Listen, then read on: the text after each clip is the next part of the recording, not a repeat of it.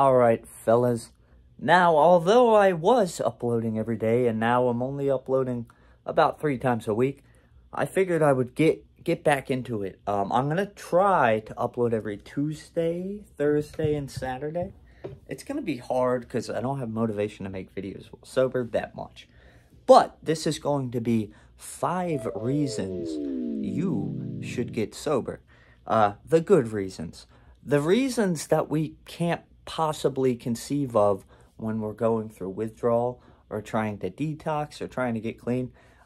It's very hard to do, but I thought I'd make a list of 5 reasons you should do it. Number 1, you will finally have money. Now, as we all know, if you are in active addiction, having money is something you typically, it's one of those luxuries in life sober people have, but you don't have. And I found out when I first lived by myself in New York City, I sort of had to support myself. And I had a crappy job that didn't pay a lot of money. And I remember I had to go to the grocery store for the first time. And in my mind, I thought, oh, groceries are cheap. I could get like bread, bologna, fruits and vegetables for like 25 bucks. And I remember I got to the lunch meat aisle and bologna was $8 for a little pack of bologna.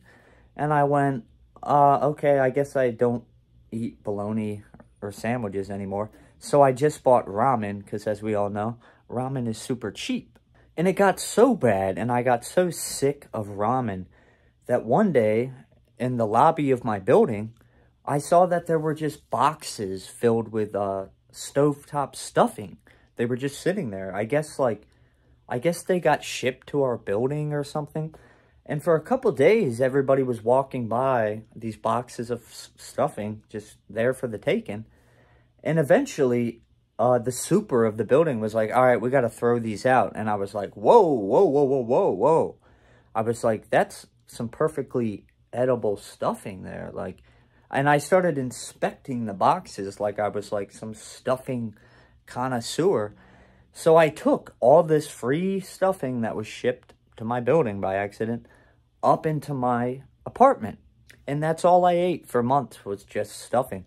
And I remember that it's how my mom found out that I was on drugs, because she would call and she'd be like, what did you eat last night? And I would go, stuffing. And she was like, wait a minute, like, nobody eats that much stuffing. Like, nobody just eats stuffing for breakfast, lunch, and dinner. So she knew immediately, like, huh, he never has food or money, and he only eats stuffing. Yeah, he's a drug addict. That's how she found out. So, number 1, you'll finally have money. You can afford bologna, and you don't have to eat mysterious boxes of stuffing that somehow found their way to your building in Bronx, New York.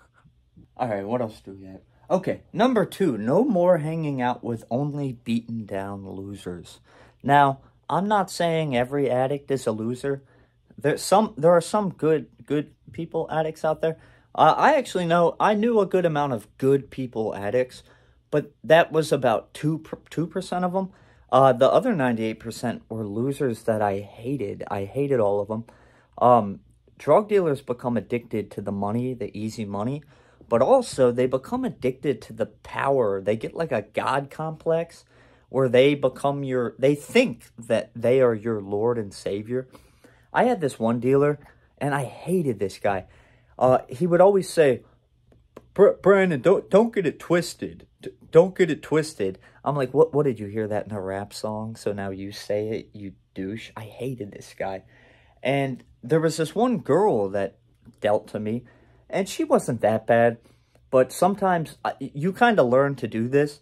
If you're friendly to your dealers, or if you laugh at their jokes, even though they're not funny, sometimes they give you free drugs. So this one girl, I would meet up with her, and she would, I would have to sit there and listen to her talk about her life and her dreams for an hour. And at the end of it, maybe she would sometimes give me free pills, sometimes she wouldn't. But I remember one time I was just sitting there and she was talking about her dreams, whatever dream she had last night, and I'm pretending I'm interested. Obviously, I'm not. And I sort of had an epiphany at that moment. I realized, yeah, I need to change my ways. Because you know you have failed at life when you're sitting there in your drug dealer's driveway with your beat-up car that has 3 paint jobs on it, listening to your drug dealer's dreams. Also, this girl would, like, critique my car and tell me I needed to put air in the tires, and she would give me all these instructions on how to get my car fixed. Like, I don't care. I don't care about my tire. I hope they pop. I don't need you to tell me to put air into my tires. You're a pill dealer. All right, number 3, you will look a lot healthier. Now, if you watch the beginning of my sobriety vlog series, I look pretty bad, like, in a lot of those videos. I'm starting to look a lot healthier. I'm starting to feel a lot healthier. My skin is starting to look a lot better. When I was addicted to stuff like Kratom and blah, blah, blah, I was always addicted to stuff where eating would mess with the drug. And everybody that takes Kratom knows that you can't sludge it down on a full stomach. So you'd have to always have an empty stomach. So this kind of made me borderline anorexic. And here's the scary part, is when I looked in the mirror, I thought I looked good. I would look in the mirror and my face would be gaunt and thin. And I started to look, I don't know if you guys remember, when I was a kid, there was a magazine that you would find in grocery stores. It was called the National Enquirer. And they always had this character called Bat Boy on the magazine. And I started to look more and more like Bat Boy, who was like half boy, half, I guess, bat. Now, you don't want to look like Bat Boy. So, when you take drugs, you start looking like Bat Boy. You don't want to look like Bat Boy. When you ask somebody what handsome celebrity they want to look like, you never hear them include Bat Boy in the list. Like, hey, what are the good-looking celebrities? Oh, Johnny Depp, Brad Pitt, Bat Boy, obviously. You never hear people say that. If somebody said that, you'd go, huh? What was that? What was that third one? I'm so stupid. So, number 3, you'll look healthier. You will start looking less like Bat Boy every day, and I can guarantee that. Number 4, you will start to maintain actual healthy friendships with sober people. For the past 10 years, one thing that I really regret is I have lost a lot of my good old close friends because I would not answer their phone calls unless I was high. I would get calls from people, and if I was high, I would answer. But if I was sober, I would see that they were calling, and I would just sort of go, like, like I didn't, like I can't, I don't want to answer the phone. So I stopped answering calls entirely, and I would even get calls from family members like, hey, Brandon, are you going to come to your niece's baptism? Like, she's going to be baptized in the eyes of the Lord? And I'd be like, I have prior engagements. And I would just hang up. Click. And the more and more my phone would ring, I'd be like, you know what? I think I'm just going to throw my phone away. I don't want to talk to any of these people. So I lost a lot of friends that way. But, well, I'm only recently kind of sober. So one thing I look forward to in the future is maintaining consistent, healthy friendships and relationships. So that's number 4. Let's move on to number 5. Number 5, no more going to court. As we all know, there is no place more sobering than a hot, brown, stuffy, sobering courtroom. In 2017, I had to go to court 9 times. I don't know why. My court case kept getting delayed. And I was like, it started to like break me, like mentally. And I had to get a public defender. And I remember the first time I went to see my court-appointed public defender, I was facing like a DUI charge or something. And he was like, all right, Mr. Harmonti, so have you gone to treatment? And I said, no. And he said, have you gone to AA or NA? And I said, no.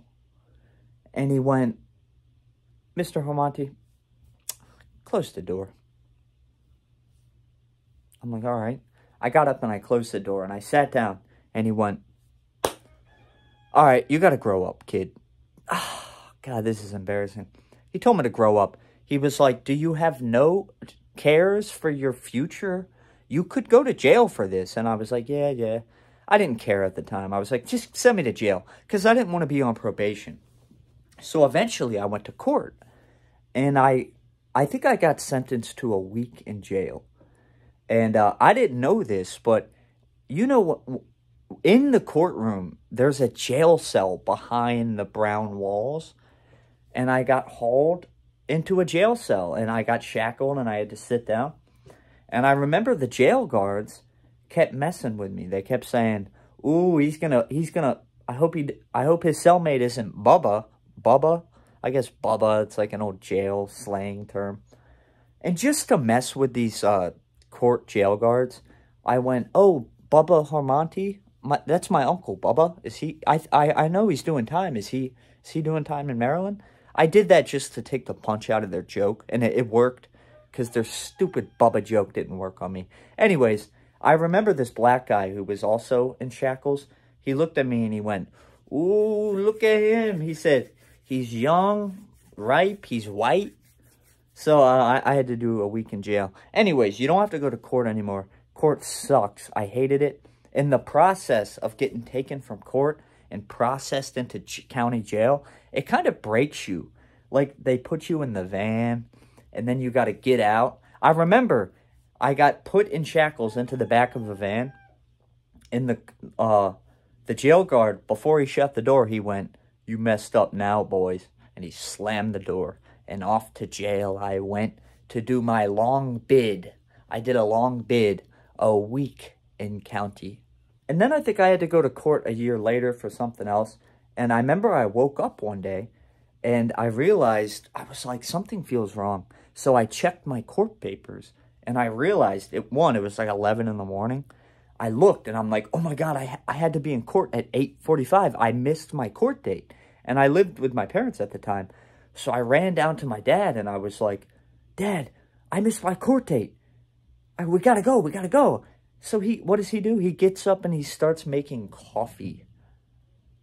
And I remember going, we gotta go. And he got really angry that I said that. And mind you, I didn't have any church clothes. You're supposed to wear like a nice button-down shirt, brown pants, and brown shoes. All I had was a pair of khakis with like a red stain on them without a button and a white Under Armour shirt, kind of like this one, that showed my belly. It showed my belly. So I had this, and I had a pair of khakis that didn't button. And I remember I went, Dad, does this look good? Like, does this look good? Will this look good in court?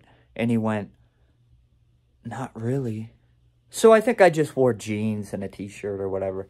So anyways, that is 5 reasons you should get sober. I know it's hard, but you will eventually feel better. And these 5 things will make your life improve drastically. If you like this video, like, comment, subscribe. This has been another edition of the Sobriety Vlog series. Thanks for watching.